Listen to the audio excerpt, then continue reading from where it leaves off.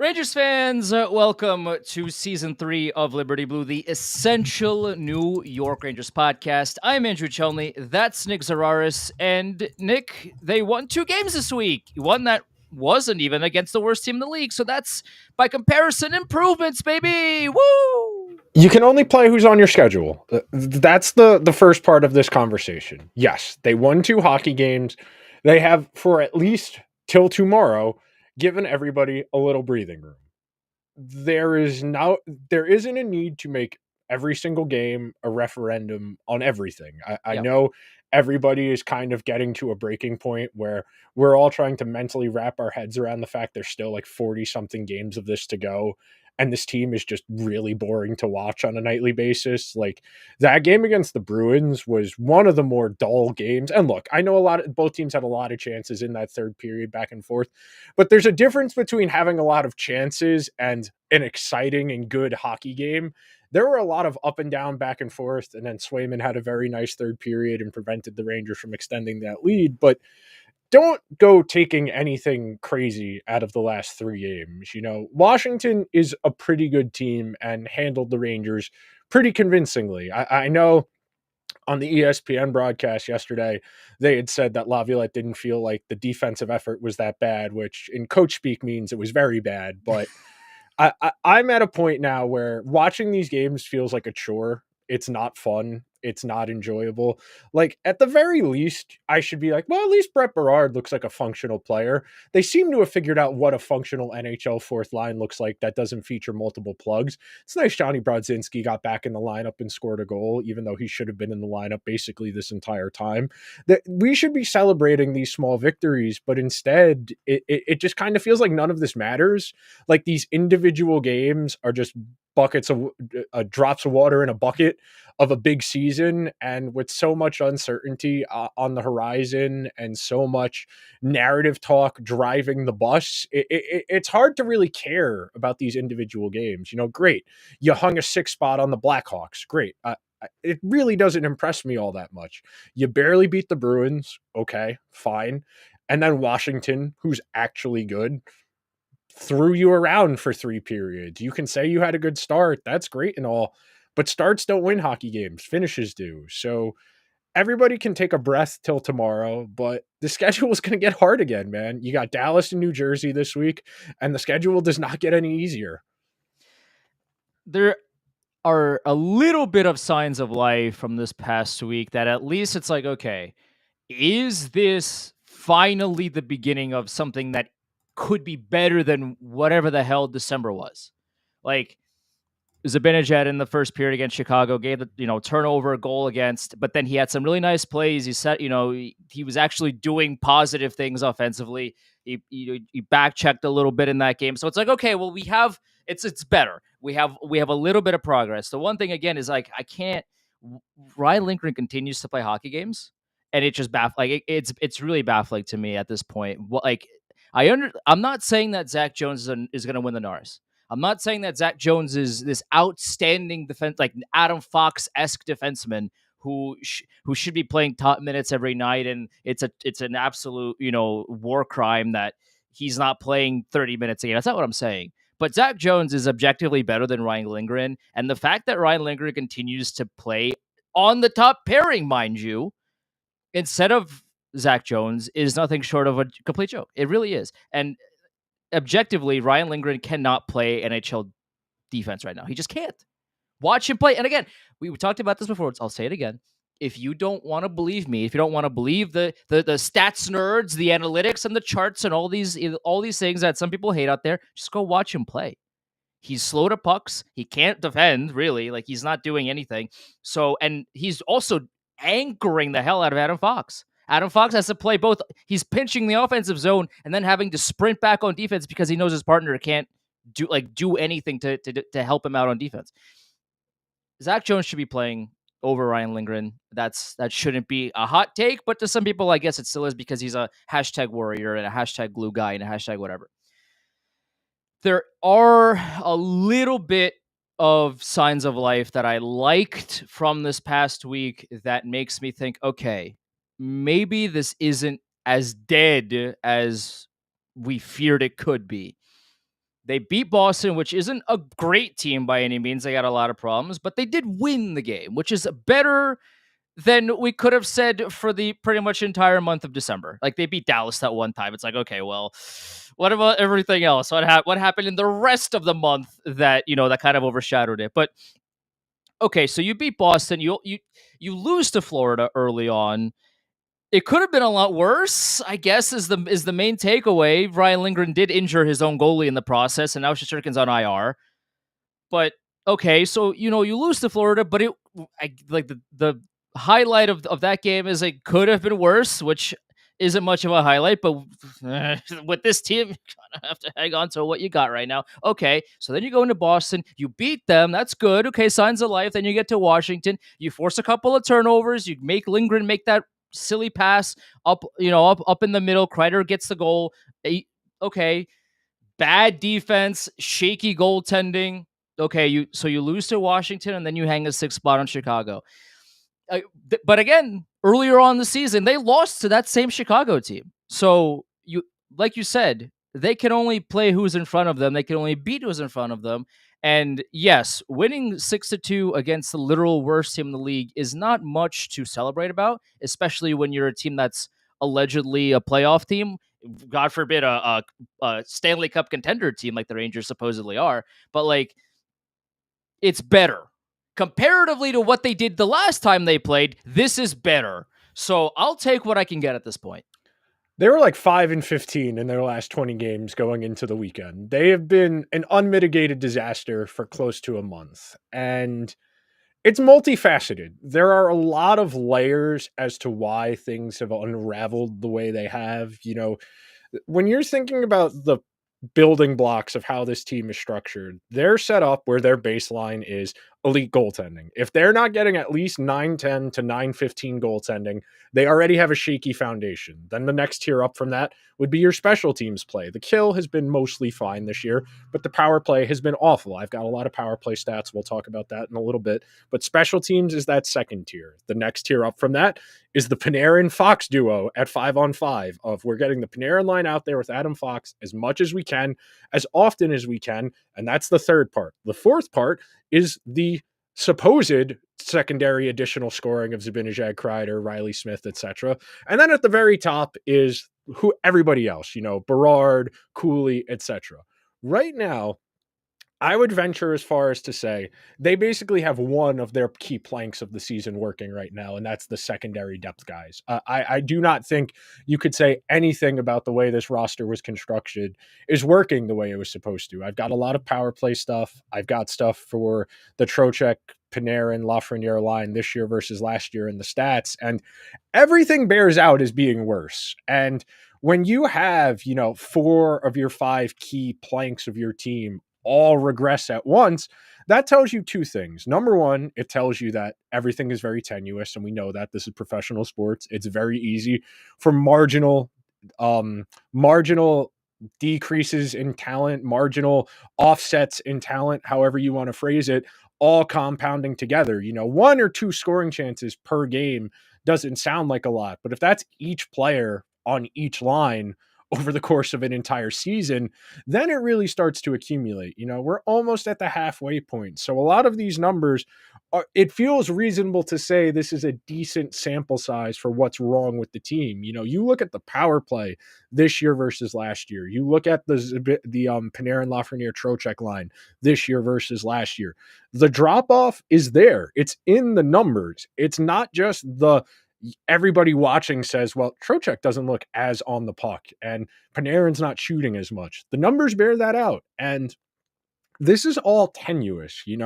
We talk about it a lot that in pro sports, you usually don't know it's over until it's already over. A lot of people keep looking around and wondering, it's like after Ferris Bueller when the movie ends and he comes down the hallway and says, what are you still doing here? Go home. It's over. That's kind of what happens in professional sports. Everybody always says, we'll be back.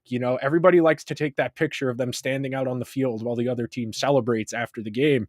Stephon Diggs, that was really cool 4 years ago, but he's not even on the Bills anymore. And the Texans are probably a first round exit this weekend against the Chargers. Shit changes really fast in sports. And just assuming that everything is going to stay exactly the same year over year is crazy. I mean, you go back and watch or listen to any of the episodes from last season where we said, well, Panarin's having the year of his life at 33. You probably can't bank on that going forward. Trocheck is having the year of his life at 32. You probably can't bank on that going forward. And lo and behold, every single player on this team has regressed since last season. And you might say, well, if everybody's regressed, that means it's not just the individuals, that there's something wrong environmentally. Good, we agree. There's something wrong here. There's clearly something wrong. That's the thing that kills me. Because Sure. I've seen more than one person say that is, well, if everybody's regressed, doesn't that mean there's something wrong more than just the players? Yes, we've been saying Yes. this for a Thank you. while. Yes. But Thank you for coming on board. there are layers to these problems. I just laid out 5 planks. All 5 of those planks aren't working. The vibes are off. The energy is off. And we'll talk about how Mark Messier only talks about the Rangers when he might be able to get a job. Ditto with Sean Avery. But like at a certain point, man, it is what it is. This is what the Rangers are. They've settled. They've calmed the waters a little bit. They look a little more functional. But I'm not getting my hopes up here. I mean, the best case scenario is you go into a first round series against Florida or the Devils, and you probably lose in 5 games to a more talented team. Like, that's the best case here for what this group is. I mean, the last thing I'll leave you with before I throw it back to you, Borgen and Vakanainen have been fine for the last week and a half, but there's a reason that the Ducks and the Kraken, 2 teams that need defensemen, were willing to give those guys up. If Borgen, who's 28 and has like 200 something career NHL games, was anything of note, he probably would still be in Seattle because they need guys. And Vakanainen, former first round pick like 9 years ago, as I forget who made the joke first, but whenever insider leads with former first round pick, that player's not that good. That player's not that good. Because if they had any accolades of note, they would have led the release with that. I remember when the Rangers signed Jack Johnson a couple of years ago, and I think it was Drager or Friedman or whoever it was, couldn't find a positive thing to say about Jack Johnson, the hockey player. So they let off a 280 character word salad about how great of a character they are, locker room guy, and 0 about actually how they functionally play hockey. Like, that's the equivalent. When insiders and those guys are leading off with former first round pick, locker room guy, everybody loves him, whatever. I said this, a couple of months ago on the show as well. When someone talks about a player, whether that be in hockey or in general, someone talks about a player and their first lead-off phrase isn't about how well they play, then they are bad at what they do. That's just objectively true, because you don't lead off talking about Wayne Gretzky, about how people liked him in the locker room. You don't do that, right? When you talk about Wayne Gretzky, right, you're greatest goal scorer of all time, fastest, greatest assist man, whatever you want to say, you highlight his accolades on the ice first. But for some reason, we have found a loophole in our sports talking society where if someone is bad, but you like them as a person, you go, okay, locker room guy and glue guy, and people love him, and nothing about the way they actually play the game. Same thing can apply here. And we talked about this, and if you go back to most of the episodes from later on last season and take a shot every time we said this, and you maybe don't, because it might be a lot, but we said that season, obviously minus the Chytil injury, was essentially best case scenario for the Rangers in a lot of aspects. You mentioned Panarin, best year of his career, Trocheck, best year of his career, all of these comeback wins, everything was going well for them, franchise record in wins, and they were rolling. Everything that could have went well for them went well for them. Cooley had a decent, like, no one expected Cooley to make the team last season at training camp. He was a staple, he performed well. Things were going well. You cannot expect the best case scenario to happen 2 years in a row. You physically cannot. And if you do it, it's fool's gold. And that's kind of what happened this season. They ran it back, right? Oh, that's last year was amazing. Oh, we'll just have the same team again. And surely everything is going to go well, right? But Surely you can yeah, replicate the exact same results yeah, in a totally different world. You right. know that it's one of those things where you have to be realistic. And we've known the Rangers are a little, I'll say, high on their own supply as far as over believing in their own guys. And that's been an issue for a long time. That spans three different general managers.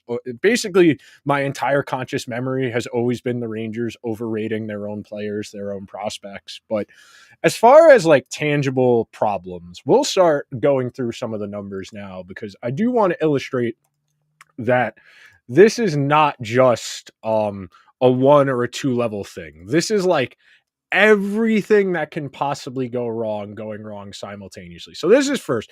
This is just the power play. So we're going to start talking about this in terms of just where the scoring chances are coming from because this visual is very useful. On the right-hand side, you will see the orange, the darker the orange, the better. That means more scoring chances where they're coming from. If you'll notice, the most dangerous chances are in and around the net front. We know this is where you want to be if you're on the man advantage. And what do those chances typically look like? If we're talking about this circle right here at the front of the net front, we know those are Chris Kreider scoring chances. In the high slot, those are Vinny Trocheck scoring chances. On the left-hand side at the circles, that's a Zibanejad scoring chance. The blue spot in and around the circle, that's Panarin. And then up at the point is Adam Fox. If you compare this last year, which is on the right, to this year, which is on the left, you will notice a conspicuous lack of net front scoring chances, which we can tie to Chris Kreider being injured or more ineffective, whichever one you want to go with. He was out yesterday.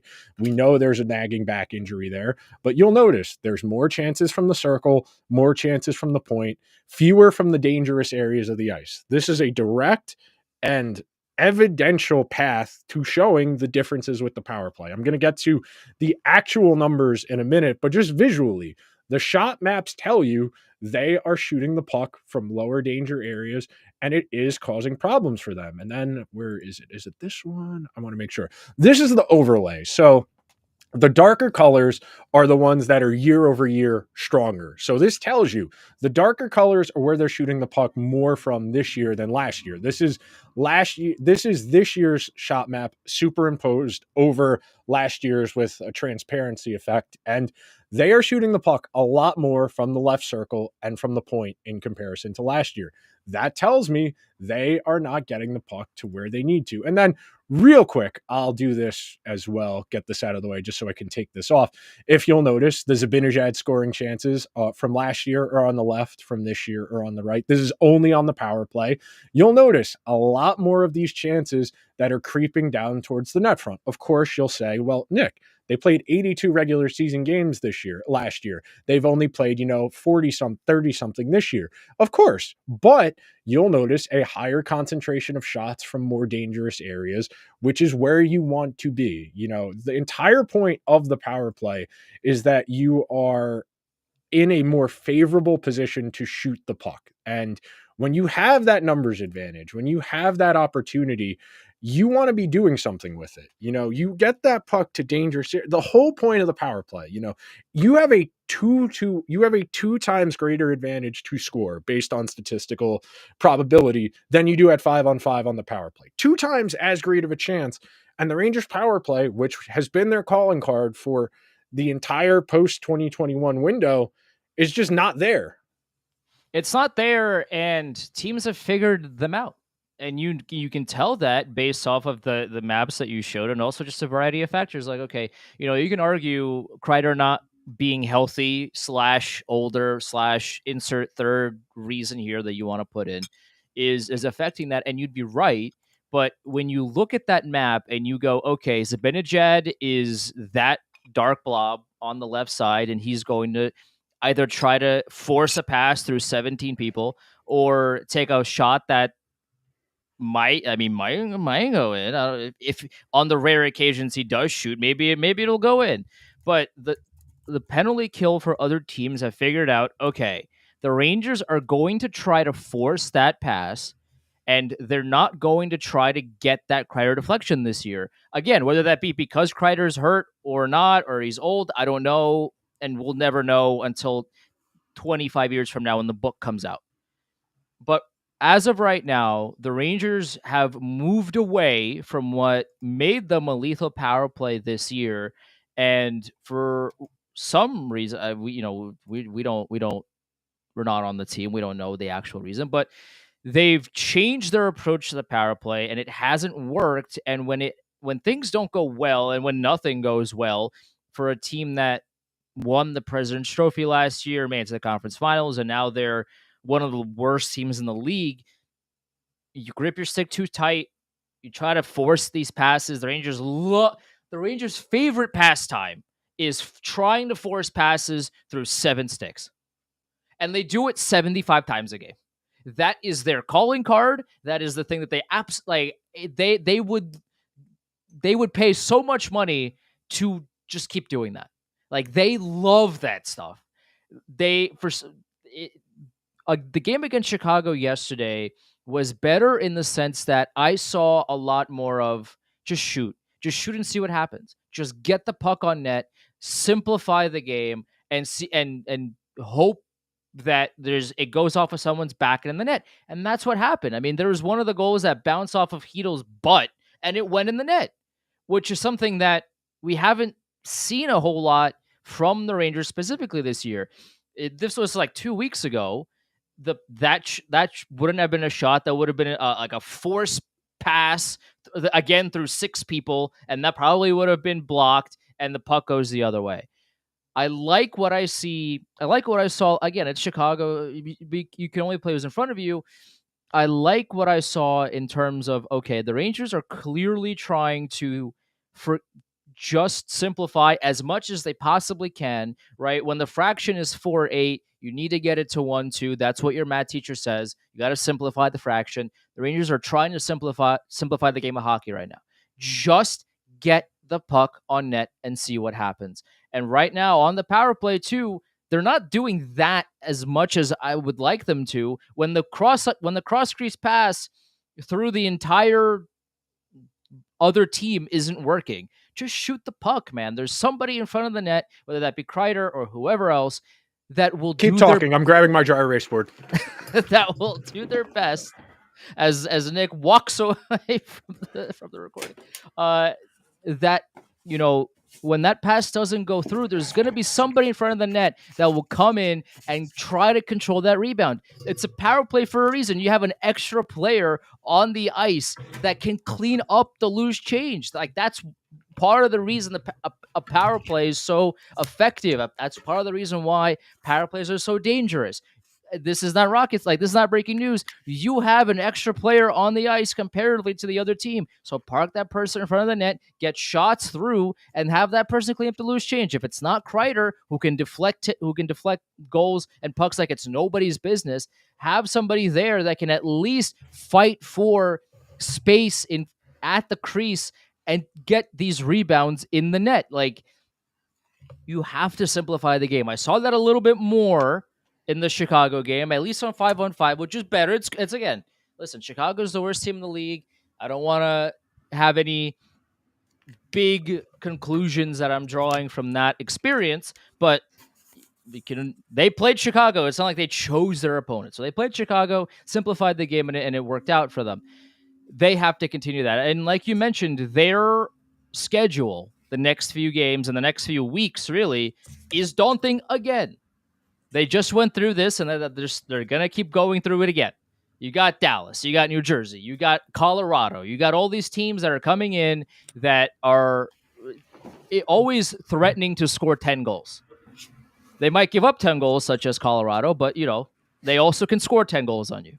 So when you're facing a team like that, and you're the Rangers that have been struggling mightily defensively, you have to get goals any way you can to at least make this a race to 10. At least make this. You have to find ways to create offense. If you're not going to defend at all, like the Rangers haven't done this entire season, pretty much, you need to essentially do what Edmonton does and win every game 8-7. And you got to find ways to create somehow. And if you can't do it on the power play and you can't do it on 5-on-5, where are you creating this offense? So one of the things we talked about a lot last year, as far as why the power play was successful, was the fact it was multifaceted. They had multiple ways they could attack you, put pressure on you, and make you uncomfortable. And one of the reasons why I think putting Lafreniere in the Zibanejad spot on the power play didn't really make sense, even though Lafreniere has played better this year overall than Zibanejad has, is he does not have the rifle one timer. You know, you talk about what the Rangers want to do. They like getting that cross seam pass. Panarin enters the zone with speed down the one side. They establish possession. They get it out to the point. They get it down to the slot. They have options. You know, when you have this power play going at its best, you've established offensive zone possession. You have 5 guys, they have 4 guys. You're trying to manipulate both the puck and the defense to get it to where you want to go. So when you have the Fox point shot, you have the Trocheck to clean up the rebounds, which he hasn't really done as much this year. You have Kreider working the net front. You have the Zibanejad one-timer down here. And then you have Panarin up at the top. You have 5 guys who were all a reasonable threat to score last year. And I'm going to pull up the spreadsheet I put together of the scoring chances and stuff for the power play this year. But there's a very big difference in when you look at the numbers year over year. So this looks a little bit all over the place, but this is a lot of data to throw at you. The power play this year is the lowest it's been for a full season during this period of time. You know, you'll see that 17.86. That's the 7 games against the Devils. You'll recall they lost every game in that series. They didn't score on the power play. They won the games they did score on the power play. That's ultimately what swung that series. But when you look at a few things that really tell the story of what's different and what isn't. Number one, the shooting percentage is down a couple points. That will always indicate, you know, luck versus results. How much work are you putting in to create better offense, higher quality offense? Because the better your shooting percentage, the more likely it is you're creating more dangerous chances. You'll notice they're creating about 5 fewer high danger chances per 60 minutes. And it is important to note that being that we're talking about the power play, which is, you know, at most in a game going to be like 7 or 8 minutes of game time, that some of these numbers are going to be a little bit funky because they're so volatile for the game conditions because of how short a period of time they are during the game. But you can tell based on these rate stats that they're creating a lot less. You know, we're talking about 3 fewer goals per 60. We're talking about almost 1.1 fewer expected goals per 60. We're talking about the same amount of about shots and the same amount of about scoring chances versus the playoffs last year versus the regular season. But if you come down to the next column and you look at the regular season, 15.7 for the whole season. That's about 4% lower than what we were. When we're talking about high danger chances, we're talking about 7 fewer over the course of 60 minutes of power play time, which is probably about a week and a half's worth of games. If we're going to average it out, we're talking about 4 fewer goals for per 60. We're talking about 1.25 fewer expected goals. That tells me that they're getting the puck to they are not shooting the puck from as dangerous areas. The numbers bear out what your eyes are telling you when you watch this power play.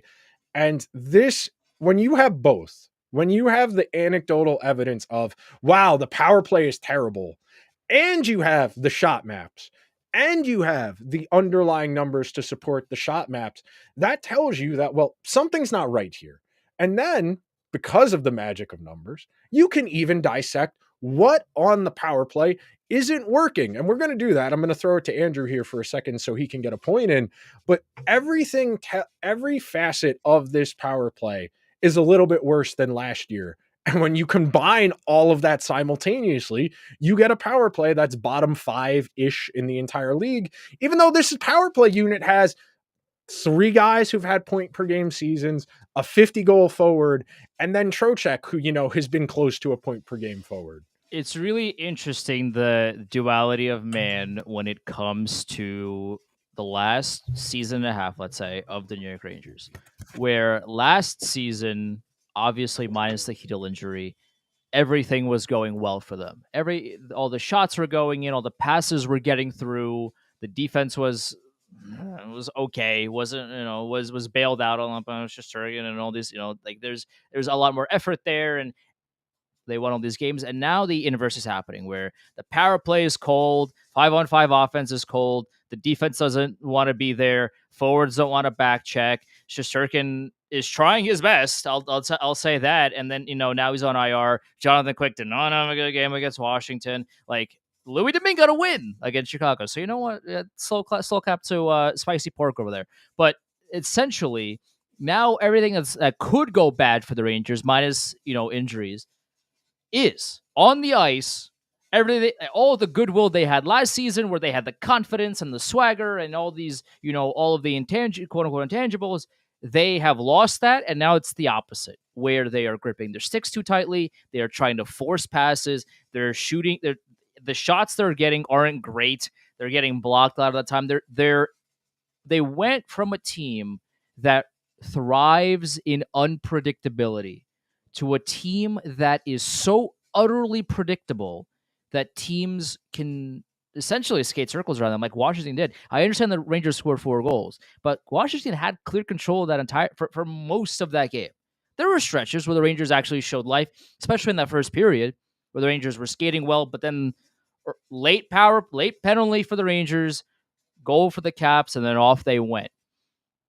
They are this is essentially the same roster as mostly on offense, and they went from a team that is scary to play against because you don't really know what they're doing, to a team that they're just gonna do these 3 things again. Like, okay, we just stopped those and we just win. So adding on, we'll go to the next tier of this, which is the individual guys on the power play. And again, the numbers bear out everything being worse this year versus last year.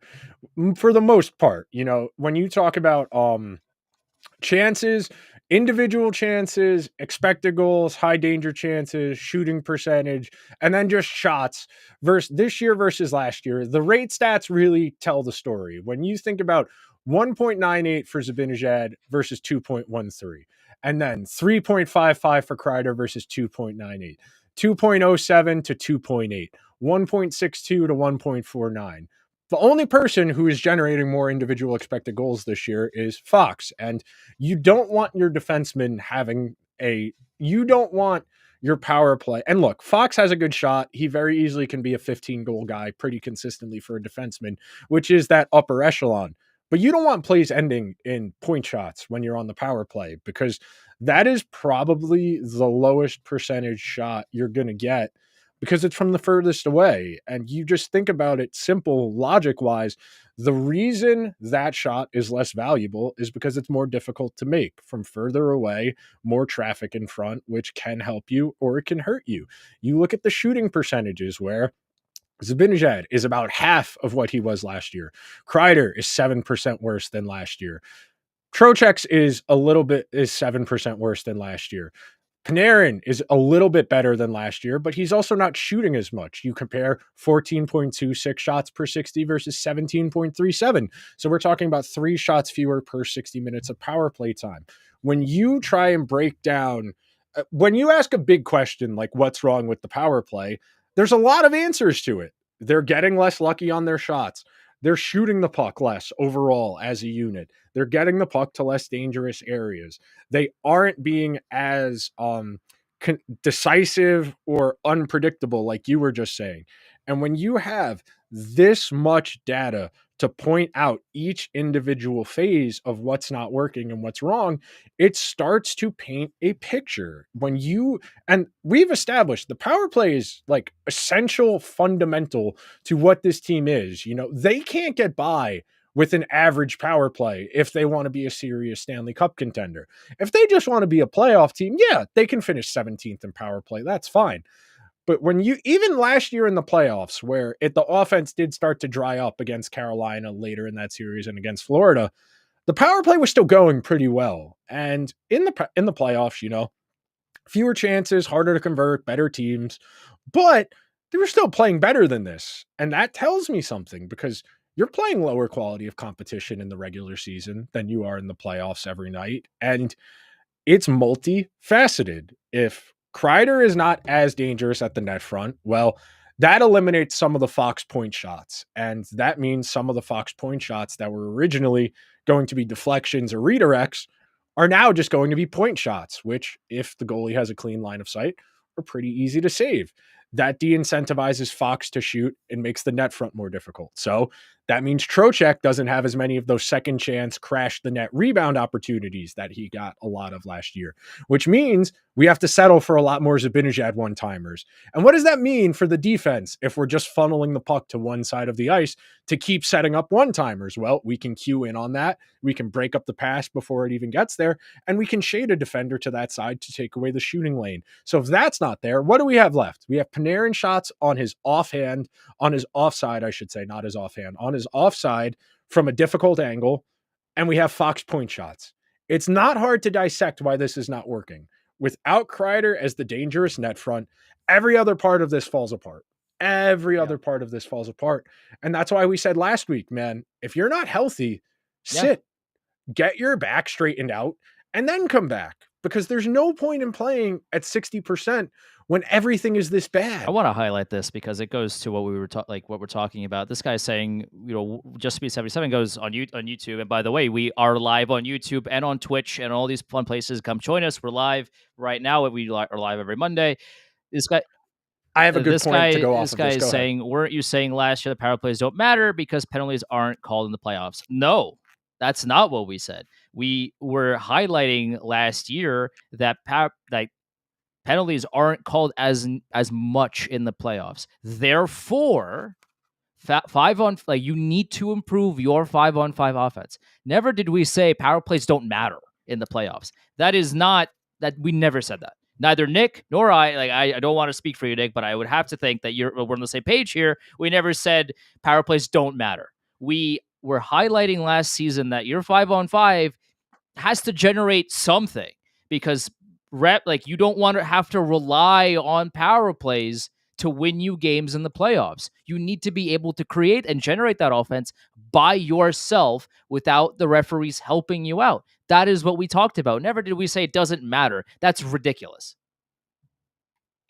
To say it doesn't matter is oversimplifying it, because I could understand someone who's only half listening coming to that conclusion. It's not that power plays don't matter. It's very similar to the conjecture in the NFL. It's very similar to the conjecture in the NFL about running backs not mattering. It's not that running backs don't matter. It's that you need to be able to run the ball in certain situations. It's the same thing here. It's not that power plays don't matter. It's that you cannot rely on only the power play to score your goals. You don't have enough power plays in a playoff series to realistically expect to be able to score enough. Even last year where the Rangers were a 25% or better power play, let's say you're getting 3 power plays a game in the postseason, and that feels like about what you're going to get. If you're scoring 1 out of every 4 attempts, so you would get 2 power play goals over the course of 2 games, because 2 for 6 would be that's 1/3, but you would be about 2 out of every 6 power plays, you would get a power play goal. That's not enough goals to win a playoff series. If you just work out the simple math, even if you only need 3 goals every game and you're talking about 1.5 goals every other game, the math for that doesn't check out. So it's reasonable to say, it's reasonable to say that you want to get the power play as optimal as possible, but you can't be overly reliant on it. It is not a solution to your problems. It is part of your solution, but it's not the overall solution. And when the power play is as broken as it is right now, you really do have to think about it in terms of, well, what can we do? And changing the personnel is obviously something that's on everyone's mind. The problem is, and this is the Chris Kreider conundrum, he's the best in the league at the net front when he's healthy. The problem is there aren't a lot of guys who can do that. Joe Pavelski is retired. Anders Lee has not aged as gracefully into his early 30s as Chris Kreider has. It is very hard to be good at the net front. It is not a simple skill set. And you could say, well, Cooley's big and strong. Sure. it takes a long time to get good at the hand-eye coordination required to deflect and redirect. Yep. We've been hearing Sam and Joe talk about on MSG broadcast for what seems like 10 years about how, well, Kreider always stays out at the end of practice to work on redirects. He always stays out at the end of skate and not skate warm-ups to work on his redirects, because that is something that is very much like sharpening a sword. If you are not constantly doing that, you are not going to be great at that. And that's something that 5 years from now, maybe Will Cooley's great at that. But that's something that's going to take 5 or 6 years of work. It's kind of like winning faceoffs, how players typically get better at that the longer they stay in the league, because they learn more tricks. They get more adept at positioning and leverage and understanding what they need to do. Without that net front, we're kind of back to where the Rangers were under Alain Vigneault, where it was, if we don't have that big one-timer, we don't have anything on the power play. And this is very much reminiscent of that.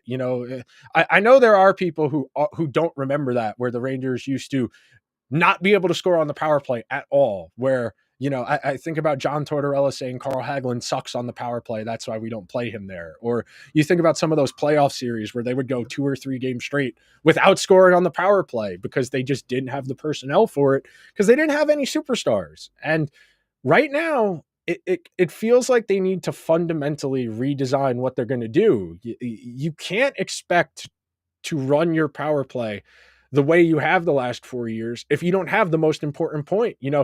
Looking over at that spreadsheet, all of Chris Kreider's scoring chances on the power play this year are registered as high danger. All of his individual high danger chances are registered pretty much as shots on goal. So what that tells me, that he is only putting the puck on the net from dangerous areas. And last year, it's the same thing. Almost all of his shots on goal are being registered as high danger chances. Without those high danger chances, you lose the oomph, the juice, whatever you want to call it, of your power play. And without that, you just have guys standing around the perimeter whipping the puck around, which has been the story for the last month or so. The funniest aspect, because I was watching the Rangers Caps game on Saturday, and I tweeted about this as well. The funniest thing about that game was Ray Ferraro with a straight face looking at the camera and saying the Rangers miss an alpha male. It's the most simple and lazy analysis there is. Ray, and it's I like and that's a good way to tie this in. I have a good idea. Ray Ferraro too. I do too. I think he's a lot better on Canadian I would agree, TV than he's on ESPN. I think he breaks the game down well, and in a way that is digestible for a lot of non-diehard fans to understand. I like Ray Ferraro's broadcasting a lot, so this is not a shot at Ray Ferraro. My brother, what are you talking about? Jacob Trouba, quote unquote, was the stereotypical build a bear alpha male, and the Rangers locker room fell apart with him there. I that is the most ridiculous statement I've heard from somebody that knows hockey better than that. You would think somebody like Ray Ferraro would have a better explanation for why the Rangers are falling apart, but it is it's asinine to say that the Rangers are bad because they don't have an alpha male. It doesn't make any sense. Jacob Trouba was your alpha male, and he was so bad on the ice that things fell apart anyway. So, okay, well, you have the stereotypical, the actual blueprint alpha male on your team who just chicken wings people and was a quote like a macho guy on the ice and all these different things, and you still fell apart. So that's your reasoning, is because you don't have an alpha male? Please get real. The Rangers the Rangers can't win because they're not generating anything on 5-on-5 and they can't play defense. That's it. That's come on, Ray. I really like and I really respect Ray Ferraro as a person and as a broadcaster. You can't say the Rangers are bad because they don't have an alpha male. That is so patently ridiculous. It's come on, Ray. You know better than that. And I want to tie that to a conversation that's been percolating and simmering over the course of the last few weeks. And I do want to start this entire conversation with saying the Rangers will always be linked to superstar players because they are the Rangers, not because the Rangers are in on every superstar player, but because it's a means of agents or other teams trying to leverage more. Well, if the Rangers are involved, that everybody knows that's code for, well, the Rangers would do it if they could, Yeah, the most famous, of course, being 10 minutes before free agency opened in 2016, and the Rangers had $1 million in cap space, and Bob McKenzie going live on the first day of free agency to say, well, the Rangers are going to try and get Steven Stamkos if he's a free agent in 10 minutes when they had $1 million in cap space. But the JT Miller, Elias Pettersson, all of that, I want to start that conversation here with point A. Think about where you are hearing that the Rangers would do anything to get JT Miller. Where does that start? That starts with the podcast that always, whenever you accuse them of making things up or not being serious, you say, well, we're just joking around. We're a lifestyle podcast and we're friends with people. So if we hear things, it's our obligation to tell you about it. Number one. Number two, the Vancouver Canucks made the playoffs last year. We're a game away from the conference finals. If one of those overtime games against the Oilers goes the other way, the Canucks are in the conference finals. The Canucks, who had Bo Horvat and JT Miller and Elias Pettersson all on the same team 2.5 seasons ago. We are talking about a New York Rangers team that is rudderless and has a lot of young, impressionable players who need somebody to kind of guide them through. And I don't want to say JT Miller is a bad hockey player because he's not. You look at the stats, you look at the underlying numbers, he's an effective hockey player. But I very much can draw a through line between Chris Drury saying this is a team full of softies and getting a mini me of himself in the locker room and thinking it's a good idea. But I'm just going to come out and say it. Adding JT Miller to a group of soft players in Drury's mind is about like the dumbest thing you could possibly do. Because like as much as we long for, the Jimmy Butler, Michael Jordan type of guy to steer this group, that only works if you are the guy. And I don't think you can do that if you're JT Miller on a team where you'd probably be the fourth best player on the team. I think that works if you're Nathan McKinnon on the Avalanche when you are the best player. It works for Jimmy in Miami up until, recent events because you're the best player on the team. I think adding JT Miller to a soft and volatile group only exacerbates the existing problem because you're telling me, well, we need to reassess the direction of our team. So why are we adding a 32, soon to be 33-year-old who's getting paid a lot of money over the next handful of seasons? That's nuked two different locker room iterations of the Canucks. There's just a lot of underlying reasons to think that even if he's a good hockey player, I don't necessarily think this is a good fit, nor do I think this is a good idea. I think it could work in very specific parameters. The question is, yeah, I'm not out here suggesting that JT Miller would fix the locker room or anything, but if it comes down to brass tacks, if somebody like Zibanejad were to waive his no move clause to go to Vancouver and you get JT Miller in return, then I think at least in the short term, I think it would benefit the team. I don't know how that would impact the locker room. I by all accounts, everybody loves Zibanejad in the locker room, but I'm thinking about it from a practical numbers perspective. Zibanejad's no move clause 8.5 until 2030. JT Miller does not have that kind of contract, so in theory, like that would make the Rangers better on paper. How that would translate to the locker room, I couldn't tell you.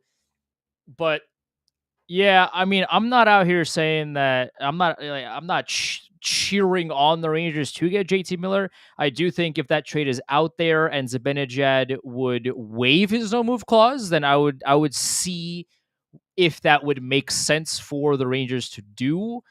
Yeah, I'm not the biggest fan of JT Miller right now. He's like you said, he's a little too old at this point, and that would I don't know what that would do for this team. Like, if you are trading for a player, the idea is that they are going to make your team better on and off the ice. So if you trade for Miller, probably makes your team better on the ice. That's not that's not saying a whole lot, but as of right now, comparatively to what they currently have, but does that make your team better off the ice as well? Because for as much as we want to harp, as much as we like to harp on ice stuff and all these things, clearly off ice still matters to people. And if JT Miller is not a well liked person in the locker room, that is going to bleed onto the ice as well, as it has in Vancouver. Clearly. Two Right. separate And times as too. much as Miller and Elias Pettersson and those guys all like to say uh, there's nothing to that story and it's all made up and it's all media speculation, it came from somewhere, didn't it? Like like no one just made that up in their head and ran with it. Like these guys, I mean, like Dollywall is talking about it, like the Dollywall and guys like that who not only have connections within the Canucks, organization, but they don't just report things. Like these people know what they're talking about. So when verified insiders are talking about how there's a problem in the locker room, there's probably a problem in the locker room that stems from that relationship or other relationships. And that's what you want to bring to a team that needs stability. I don't know about that. all I'm going to say about that is JT Miller self-admitted said, I had a lot of growing up to do. I needed to be traded two separate times by two different organizations to kind of figure it out, And I don't like to do this organization is good, so they know what they're doing. But like, if Tampa Bay, who is about to win 2 straight cups and had him under contract very cheaply, mind you, for 5x5, looked at him and said, I would rather have like the 13th pick in the draft.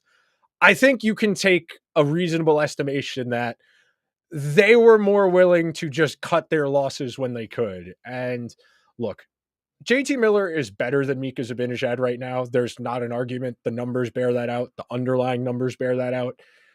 But I don't think that materially changes the Rangers in terms of what's not working right now. He is not a net front guy on the power play. He can do that, but he's not Chris Kreider. Sure, he's a little better defensively than Zibanejad this season, but he's not a lockdown defender. He's not going to make the 3 replacement level or worse defensemen play better. Who are you playing him with? Are you playing him with Kreider and Riley Smith? Well, is that going to be one functional 5-on-5 line? Do we have one functional 5-on-5 line? That's not Sam Carrick, Jimmy Vesey, and Adam Edstrom.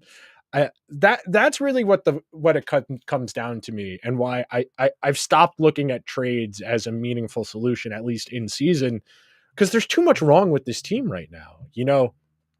I said it before and I'll say it again.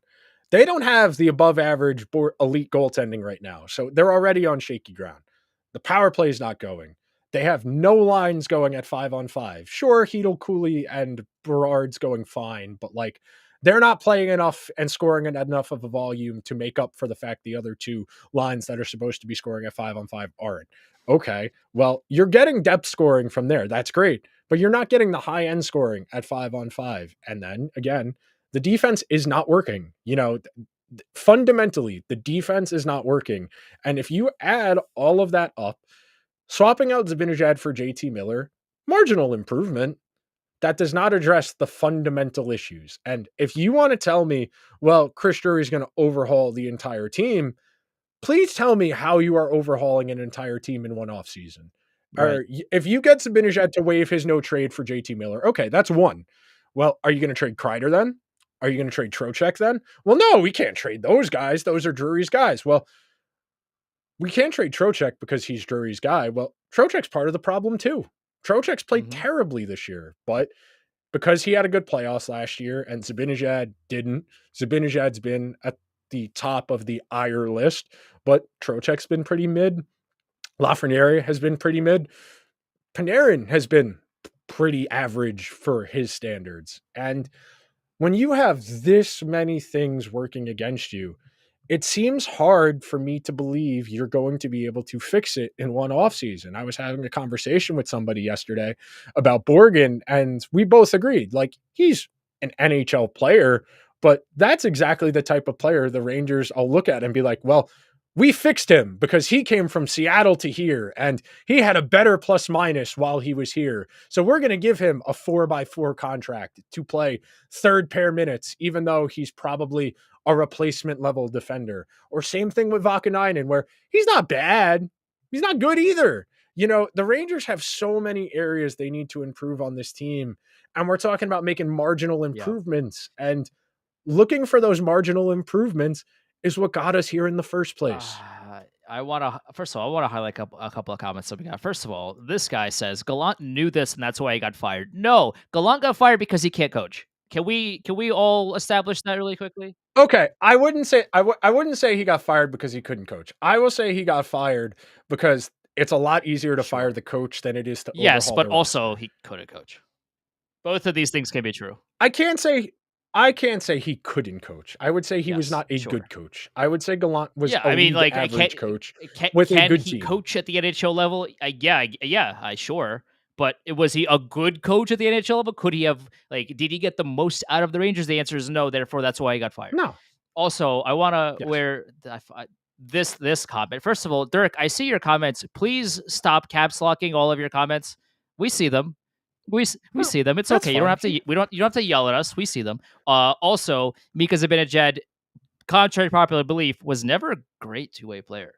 Like, He's yeah, above I'm average, but he not wasn't great. yeah, he went at the top of his game. Mika Zibanejad can defend reasonably well, but he's not winning the Selkie. And No. it's That the conversation that I hate using the word narrative, but the narrative around Zibanejad is he's an elite two-way player. No, no, he can when he wants to, when he's really like you said, Dirk, when he's confident and he's playing really well, he can defend adequately uh, against the top guys, but he was never an elite two-way player that's going to be a Selke nominee.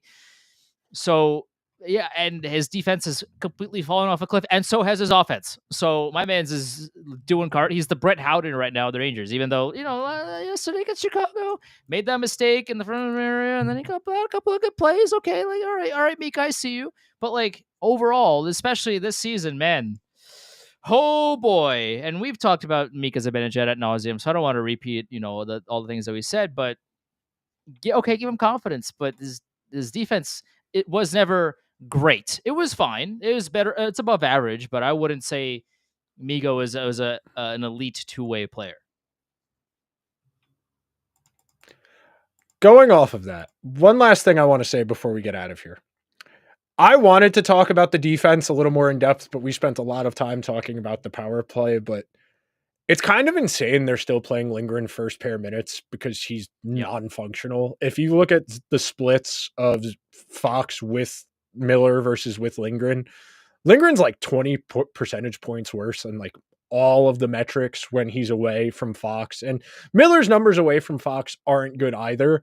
But the simple matter of the fact is, you could probably have two functional pairs in Joan Schneider and Fox with Miller, and then the third pair can be any combination of Borgen, Vakanainen, and Lindgren, and you'd probably be getting better results just because you wouldn't play that third pair as much. But Lindgren's not an NHL defenseman right now. He is non-functional, and it's insane to see how fast he's fallen off considering he's not even that old. But if they're going to keep stubbornly doing this, again, like I was saying at the beginning of the episode and the note I'll end on, this isn't very fun. This is not enjoyable.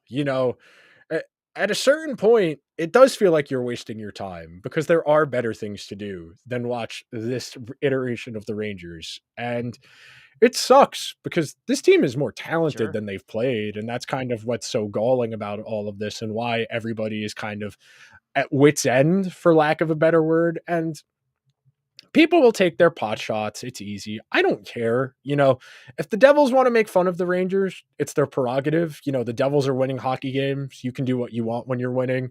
When you're losing, you just kind of got to eat it until you play better. And until the Rangers play better, they don't really have the right to complain about a whole lot. And they said it on the broadcast yesterday. Callahan said it as far as talking about the Blackhawks of like, if you lose and you tried your ass off and it was just the night that wasn't your night, you can live with that. But the Rangers are pretty far away from efforts like that right now. Good to win against the Blackhawks just because to stop the bleeding, good to win against the Bruins. But like, there's a lot of games left. There are a lot of games left this season, and it's hard to feel excited about the prospect of what are we going to do to improve this team? Because do I really want the general manager making dramatic moves, trying to take the heat off of himself? Because desperation only breeds bad ideas, and I'm very scared for the direction of the team. I want to highlight one more comment here before we go, and I saw this earlier, and he doubled down on it. Dominico, hire Quenneville. He'll bring discipline and structure. You can ask Kyle Beach about Quenneville's discipline. I'll just say that. Yeah, Get at it, please. that I don't want to the hear about Joe Quenneville Quenneville. thing. I don't.